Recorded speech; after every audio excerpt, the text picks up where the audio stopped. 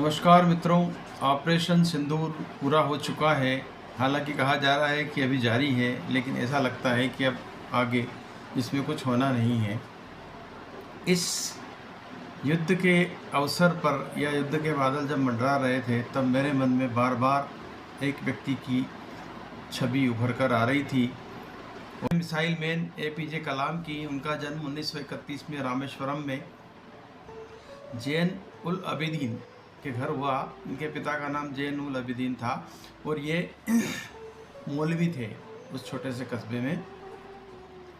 और जैन उल अबिदीन की दोस्ती वहाँ के रामेश्वरम में जो मंदिर है, रामेश्वरम मठ है हमारे, इसमें माना जाता है 4 धामों में से एक धाम है। उसके प्रमुख पुजारी पक्षी शास्त्री, उनके साथ उनकी गहरी मित्रता थी। और इन दोनों व्यक्तियों का, खास करके पक्षी शास्त्री और जैन उल अबिदीन का, दोनों ही धार्मिक रूप से बहुत ही नेक इंसान थे। और इनके द्वारा दी गई सीख का प्रभाव एपीजे कलाम पर पड़ा।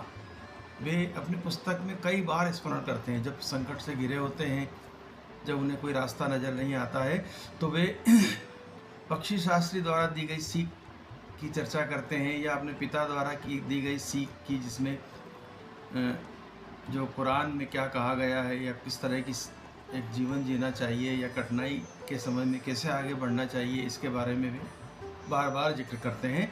और जिक्र अकेले उनके पिता का नहीं करते हैं, पक्षी शास्त्री जो उनके मित्र थे पिता के, उनका भी जिक्र करते हैं। तो बहरहाल कहानी शुरू होती है रामेश्वरम के छोटे कस्बे से, जहाँ छोटा बालक अपने बड़े भाई शमसुद्दीन के अखबार के बिजनेस में हाथ बटाता है। घर में आमदनी के कोई ज़्यादा साधन नहीं होते हैं और मन में पढ़ने की ललक होती है। ललक ऐसी कि जो अखबार के धंधे में जितना समय मिलता है, जितने अखबार आते हैं, सारे पढ़ लेता है वो बच्चा। और धीरे धीरे करके उसकी प्रतिभा और उसकी लगन को देखकर उसके सारे परिवार के लोग उसे आगे बढ़ाने के लिए आगे आ जाते हैं। एपीजे कलाम पास के जिला मुख्यालय रामनाथपुरम से 12वीं पास करते हैं। फिर वे जाते हैं त्रिची, जहाँ से बीएससी करते हैं। और बीएससी के बाद उनका दाखिला हो जाता है एमआईटी मद्रास में, मद्रास इंस्टीट्यूट ऑफ टेक्नोलॉजी में। तब का एक बड़ा प्रतिष्ठित संस्थान हुआ करता था ये, और आज भी है, आईआईटी मद्रास के नाम से। यहाँ पर जाकर के उनका दाखिला इंजीनियरिंग में हो जाता है, और यहीं से राह मिलती है उन्हें आगे की। हालांकि एमआईटी का खर्चा उठाना उनके परिवार के लिए बड़ा कठिन था, और इसमें वे कई बार अपनी बहन का जिक्र करते हैं कि उन्होंने अपने गहने बेच करके उन्हें पढ़ाया। और ये कहानी पूरे भारत की थी, तब किसी एक घर की नहीं थी। हर गरीब घर का बच्चा इसी तरह आगे बढ़ा, किसी न किसी सहायता से।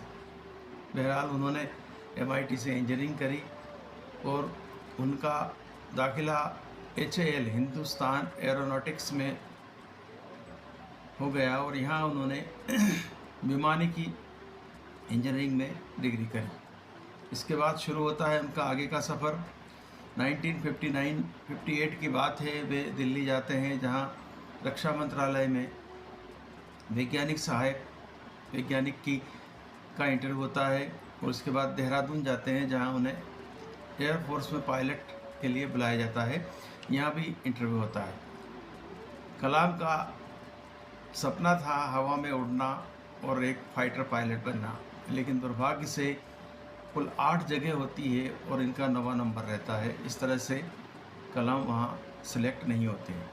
निराशा से घिर कर वे ऋषिकेश चले जाते हैं, और मन में कई तरह के विचार आते हैं। लेकिन इसी बीच उनकी मुलाकात शिवानंद, तब के तत्कालीन बड़े पहुँचे हुए संत से मुलाकात होती है, और वे उनमें जोश भरते हैं। वे अबुल कलाम से कहते हैं कि हो सकता है इसलिए तुम्हारा इसमें सिलेक्शन नहीं हुआ कि तुम्हें कुछ और काम देना होगा ईश्वर को। इसी भावना से दिल्ली लौटते हैं, और जहाँ जब पता अपना रिजल्ट का करते हैं, तो उनका चयन वैज्ञानिक सहायक या वैज्ञानिक के रूप में रक्षा मंत्रालय में कर लिया जाता है। यहीं से आगे का सफ़र शुरू होता है। यहीं से कलाम का सफ़र शुरू होता है। वो रक्षा मंत्रालय में वैज्ञानिक के रूप में काम करना शुरू कर देते हैं, और विमानिक इंजीनियर के रूप में उन्हें नंदी नामक होवरक्राफ्ट बनाने का काम दिया जाता है। लगनशील तो पहले से ही थे।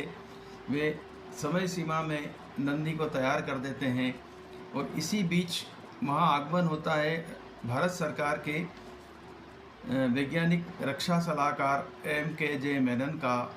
मेनन साहब को वे होवरक्राफ्ट में एक उड़ान भी भरवाते हैं, एक संक्षिप्त। जो होवरक्राफ्ट होता है नंदी, वह कम ऊंचाई पर उड़ने वाला एक प्लेन होता है, छोटा सा।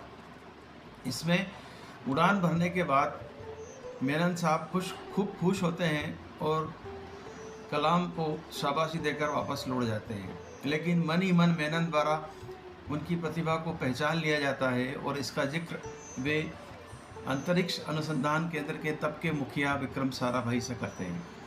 तुरंत एक्शन होता है और कुछ ही दिनों में APJ कलाम को बम्बई इंटरव्यू के लिए बुलाया जाता है। अंतरिक्ष अनुसंधान आयोग के अध्यक्ष रहे तब के विक्रम साराभाई और अन्य इंजीनियर उनका साक्षात्कार लेते हैं और उन्हें रॉकेट इंजीनियर के रूप में सिलेक्ट कर लेते हैं। यहीं से शुरुआत होती है अंतरिक्ष की यात्रा अबुल कलाम की। APJ कलाम रॉकेट इंजीनियर के रूप में थुम्बा पोस्टेड हो जाते हैं, केरल के थुम्बा में, और यहीं पर भारतीय अंतरिक्ष अनुसंधान केंद्र का एक छोटा सा कार्यालय और कार्यशाला सब कुछ शुरू उन्हें करना होता है। उनके साथी मिलकर काफ़ी मेहनत करते हैं और देखते ही देखते वे रोहिणी और मेनका नामक उपग्रहों की संरचना पूरी कर लेते हैं। अब समय आता है इनको उपग्रहों को अंतरिक्ष में प्रक्षेपण करने का, और प्रक्षेपण यान जो होता है वो SLV सैटेलाइट लॉन्च व्हीकल पे भी काम शुरू होता है और लगन के साथ अबुल कलाम इसको भी पूर्ण कर लेते हैं और दिन आता है प्रक्षेपण का, SLV-1, SLV-2 और SLV-3। अब देखिए भाग्य कि रॉकेट इंजीनियर जब एक ऐसा काम करने जा रहे थे जिससे पूरे विश्व में भारत की धमक स्थापित हो जाती। यदि भारत इस क्षमता को हासिल कर लेता है तो वह प्रमुख 5 देशों में शामिल होता है जिनके पास उपग्रह प्रक्षेपण के खुद के रॉकेट उपलब्ध हैं या क्षमता हासिल है। SLV-1 और SLV-2 दोनों प्रारंभिक उड़ान में कुछ ही सेकंडों में धराशायी हो जाते हैं। काफ़ी आलोचना होती है, कई कार्टून बनते हैं, इसका जिक्र भी उन्होंने अपनी किताब में किया है कि चारों तरफ आलोचना का दौर होता है। लेकिन इस बीच उनको डॉक्टर ब्रह्म प्रकाश जो उनके प्रमुख होते हैं वे काफ़ी सहायता करते हैं और डिप्रेशन में जाने से बचाते हैं और धीरे धीरे फिर काम शुरू होता है। अंततः सैटेलाइट लॉन्च व्हीकल 3 का प्रक्षेपण 18 जुलाई 1980 को सफलतापूर्वक कर लिया जाता है। चारों तरफ वाहवाही होती है। एक माह बाद तब की प्रधानमंत्री इंदिरा गांधी अबुल कलाम आज़ाद और अंतरिक्ष अन्य वैज्ञानिकों को दिल्ली बुलाती है ताकि कुछ चुनिंदा सांसदों से उन्हें मिलवाया जा सके। जब उनके पास फ़ोन जाता है इसरो के चेयरमैन सतीश धवन का, तो उस समय APJ कलाम बम्बई किसी लेक्चर के लिए गए हुए थे, तो उन्हें कहा कि दिल्ली आ जाओ। तो वे कहते हैं कि मेरे पास स्लीपर है और मेरे पास ढंग के कपड़े भी नहीं है कि मैं प्रधानमंत्री से मिल सकूं। तो सतीश धवन उधर से उत्तर देते हैं कि तुम अपनी सफलताओं से सजे हो, कपड़े वपड़े कोई ज़रूरत नहीं, आप तो जैसे हो वैसे ही चले आओ। तुरंत टिकट कटवा कर वे दिल्ली पहुंचते हैं और इंदिरा गांधी से भेंट करते हैं। वहाँ सारे सांसदों के समक्ष प्रेजेंटेशन होता है और इसी बीच इंदिरा गांधी उनकी तरफ पलटकर कहती है कि कलाम तुम भी कुछ बोलो। तो अचानक से इस तरह के प्रस्ताव पर वे चकित होते हैं और अपनी ओर से फिर अपना जो लेक्चर प्रस्तुत करते हैं और खुशी खुशी लौट कर आ जाते हैं। तो इस तरह एक रॉकेट इंजीनियर का उदय भारत में होता है। अब आगे की कहानी एक रॉकेट इंजीनियर के मिसाइल मैन बनने की शुरू होती है 1/6/1982 से। जी हाँ, 1 जून 1982 को परमाणु ऊर्जा आयोग के अध्यक्ष तब के डॉक्टर राजा रमन्ना APJ कलाम को बुलाते हैं और उनसे भेंट करते हैं और उन्हें प्रस्ताव देते हैं कि वे DRDO में आ जाएं।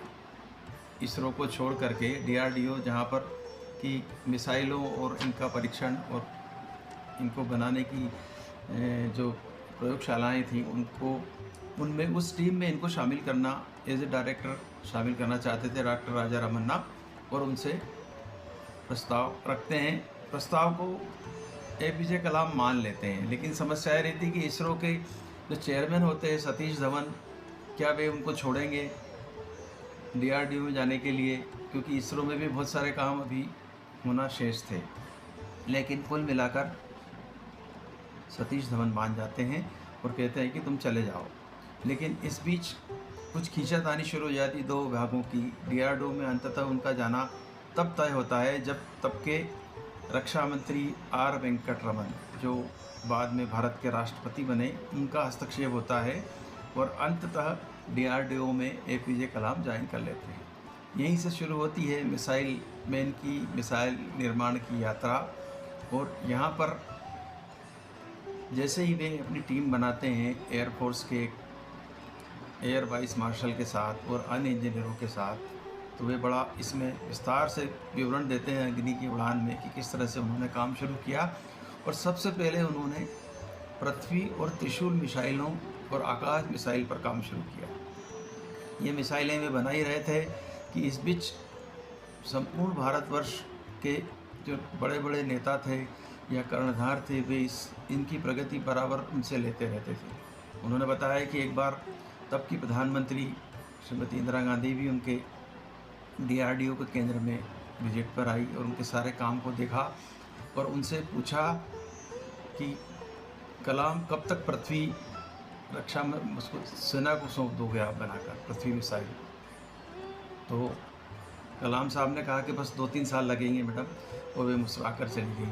82 के ठीक 1984 2 साल बीते ही होंगे और इंदिरा गांधी का निधन हो गया, लेकिन ये काम रुका नहीं। बाद के प्रधानमंत्री ने भी इसमें काफ़ी रुचि ली और पर्याप्त बजट उपलब्ध कराया और मिसाइलों के परीक्षण होते रहे। और अंततः मिसाइलों के, जिनमें पृथ्वी त्रिशूल मिसाइलें और आकाश मिसाइल थे, उनका परीक्षण सफलतापूर्वक हुआ। चारों तरफ वाहवाही होने लगी और अब आया नंबर अग्नि मिसाइल का। अग्नि मिसाइल बहुत ही महत्वाकांक्षी कार्य था और इसको अग्नि का जो है पूरा नाम था कि integrated guided missile development programme. इस प्रोग्राम का इस मिशन को उन्होंने लीड किया एपीजे कलाम ने। यह मिसाइल अपने साथ परमाणु वारहेड ले जाने के लिए सक्षम थी और इस पर बहुत तेज़ी से काम शुरू हुआ। तब प्रधानमंत्री राजीव गांधी थे, उनका भी इसमें पूरा सहयोग मिलता रहा, ऐसा बताया उन्होंने अग्नि के उड़ान में। चूँकि पृथ्वी और त्रिशूल मिसाइलों का परीक्षण संपूर्ण हो चुका था और असली परीक्षा अग्नि की थी। अग्नि भी तैयार कर ली। बहुत कॉम्प्लिकेटेड विषय होता है अग्नि जैसी मिसाइलों को तैयार करने के लिए, और इसकी टेक्नोलॉजी तब कोई देश देने को तैयार नहीं था भारत को। पर यह मिसाइल मैन एपीजे कलाम की बुद्धि और उनके लगन का और उनके साथियों से काम कराने का एक जज्बा था, जिससे कि अग्नि मिसाइल का काम लगभग पूर्ण हो गया और इसके परीक्षण की तिथि तय कर ली गई। परीक्षण की तिथि तय हुई 20 अप्रैल 89, लेकिन पहले परीक्षण में फेल हो गए। अग्नि मिसाइल गिर गई परीक्षण क्षेत्र से, चांदीपुर जो जहाँ से उड़ान भरी थी इसने, कुछ टेक्निकल प्रॉब्लम आई और समुद्र में जा गिरी। इसके बाद 1 मई 1989 को फिर परीक्षण हुआ। पीछे नहीं हटे मिसाइल में, हार नहीं मानी और फिर से परीक्षण किया, लेकिन दूसरा परीक्षण भी फेल हो गया। चारों तरफ मजाक उड़ने लगी रॉकेट के बारे में, मिसाइल के बारे में, यहाँ तक कि कार्टून बनाने वालों ने कार्टून भी बनाए। ये बात भी उन्होंने अपनी इस पुस्तक में लिखा है। और ख़ास करके अमूल ने लिखा है, एक कार्टून के रूप में विज्ञापन जारी किया जिसमें रॉकेट था और कहा कि इसको अमूल बटर की ज़रूरत है जब जाके उड़ेगा ये। लेकिन ये बातें तमाम पी गए वे और फिर से काम में लगे और अंततः 22 मई 89 को तीसरे परीक्षण में अग्नि मिसाइल सक्सेसफुली लॉन्च कर दी गई और इस तरह की इंटरकॉन्टिनेंटल मिसाइल बनाने वाला भारत 4-5 देशों में शामिल हो गया। भारत की शक्ति एकदम से मिसाइल के बाद बढ़ गई। जो 1962 की लड़ाई में भारत हारा था, 65 की लड़ाई बराबरी पर छूटी थी, और तब से इस बात की कमी महसूस की जा रही थी कि भारत के पास मिसाइल होना चाहिए, और ये मिसाइल की क्षमता और लंबी दूरी तक मार करने वाली मिसाइल की क्षमता अग्नि के सफल परीक्षण के साथ ही पूरी हो गई। भारत देश में चारों तरफ जय जयकार होने लगी। और तब के रक्षा मंत्री जब इनको DRDO में ले गए थे वेंकट रमन, तब राष्ट्रपति थे उस समय, और उन्होंने APJ कलाम को फ़ोन करके कहा कि बधाई देते हुए कहा कि मैं ही वे व्यक्ति था जिसके हस्तक्षेप से तुम DRDO में पहुँचे हो। तब जाकर उन्हें मालूम पड़ा कि किसने मदद करी थी। ये तब तक उन्हें पता नहीं था APJ कलाम को कि इसरो से DRDO में उनकी नियुक्ति किस तरह से हुई। उन्होंने राज खोला कि मैं ही ले गया था, और आज तुमने अपने आप को साबित करके दिखा दिया है। यह शब्द कहे थे हमें आर वेंकट रमन ने। तो आज हमें कुल मिला के बात यह है कि बाद में तो खैर काफ़ी नाम हुआ, APJ कलाम का राष्ट्रपति भी बने भारत के वे, जिन्हें सबसे जनप्रिय और जनता का राष्ट्रपति कहा जाता है। और परमाणु परीक्षण जो दूसरा हुआ था पोखरण 2 में भी इनकी भूमिका रही। बाद में अटल बिहारी वाजपेयी ने इनको सम्मानित करते हुए राष्ट्रपति पद पर सुशोभित भी किया।